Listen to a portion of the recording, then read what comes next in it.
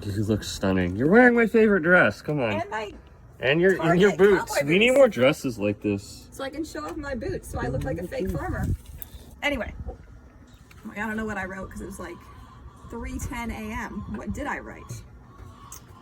So what I wrote was, when I was 21 years old, I moved from the East Coast to the West Coast, and I left the past behind me and started over making a new life for myself. I put the past in a box, taped it shut, put it high on a shelf to be forgotten. 2 years ago, I finally took that box back down and began to unpack it. As I began to sift through the memories, I wish I found buried treasures, but instead I found suppressed pain. And I sat with the pain and began to allow myself to feel.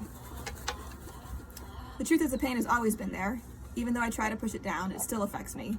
And the only way to heal is to feel the pain and to release it. It's been a couple hard years with a lot of tears, journaling, counseling, and learning to share my stories. No sooner than the dust begins to settle, than the chicken starts stirring it up again with her dust bathing over here.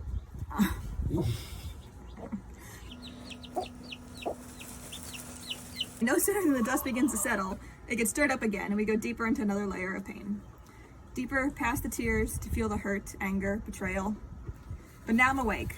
I am no longer a scared little girl, weak and powerless. I'm becoming a woman who is strong and fierce. You better believe that I'm going to do everything in my power to protect my kids.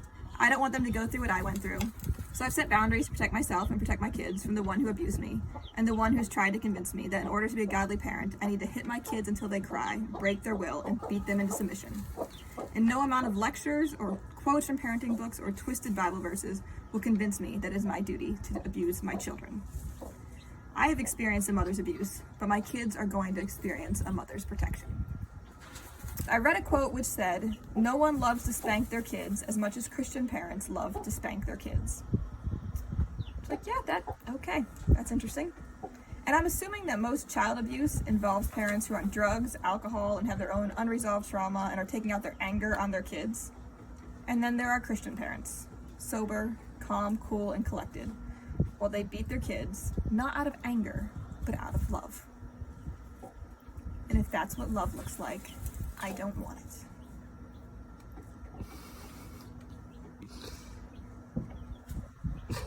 That's all, folks.